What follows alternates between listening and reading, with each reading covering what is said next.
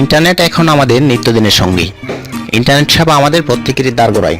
বাংলাদেশের প্রায় 7 কোটিরও বেশি মানুষ এখন ইন্টারনেট ব্যবহার করে। সামাজিকতা রক্ষা করা থেকে শুরু করে ব্যাংকিং, টাকা লেনদেন বা কেনাকাটা সবই করা যায় অনলাইনে।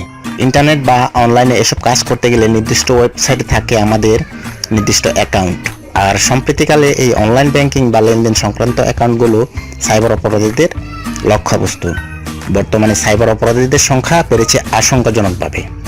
সাইবার অপরাধী বা হ্যাকারদের হাত থেকে আপনার মূল্যবান ইমেল অ্যাকাউন্ট, ফেসবুক অ্যাকাউন্ট বা ব্যাংক লেনদেন সংক্রান্ত অ্যাকাউন্ট সুরক্ষিত রাখার এমন 5টি উপায় তুলে ধরা হলো।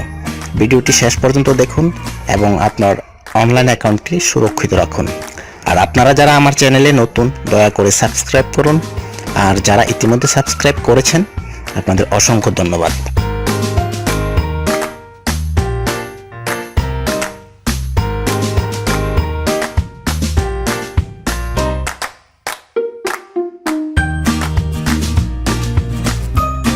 শক্তিশালী পাসওয়ার্ডের ব্যবহার।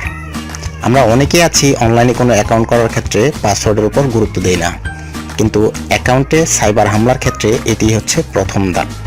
পাসওয়ার্ড শক্তিশালী করতে বড় হাতের অক্ষর, ছোট হাতের অক্ষর, নাম্বার, সিম্বল ও স্পেশাল ক্যারেক্টারের ব্যবহার করে আমরা পাসওয়ার্ডটিকে শক্তিশালী করে ব্যবহার করব। দ্বিতীয় স্তরের নিরাপত্তা। বর্তমান সময়ে প্রায় সকল ধরনের ওয়েবসাইটে এই সকল অ্যাকাউন্ট সুরক্ষিত রাখার জন্য 2 ফ্যাক্টর অথেন্টিকেশন বা দ্বিতীয় স্তরের নিরাপত্তা ব্যবস্থা রয়েছে। এর মাধ্যমে পাসওয়ার্ডের পাশাপাশি আরও একটি পিন কোডের প্রয়োজন হয়, যা সাথে সাথে আপনার মোবাইল ফোনে পাঠিয়ে দেওয়া হয়। আর এই কোডটি মাত্র একবারই ব্যবহার করা যায়। যে কোনো ডিভাইস দিয়ে লগ ইন না করা।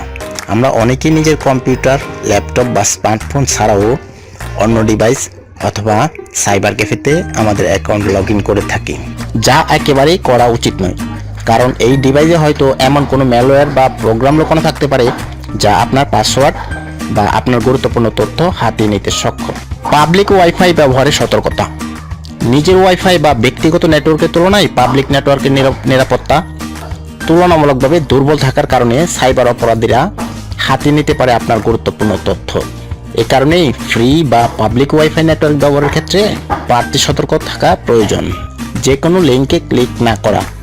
বর্তমানে বিশেষ করে ফেসবুকে কেউ একটি লিঙ্ক শেয়ার করলে অনেকে তাতে ক্লিক করে বসেন, কিন্তু আমাদের উচিত বিশ্বস্ত কোনো ওয়েবসাইট না হলে তাতে ক্লিক না করা। এতে আপনার প্রিয় ফেসবুক অ্যাকাউন্টটি ব্যাহত হতে পারে।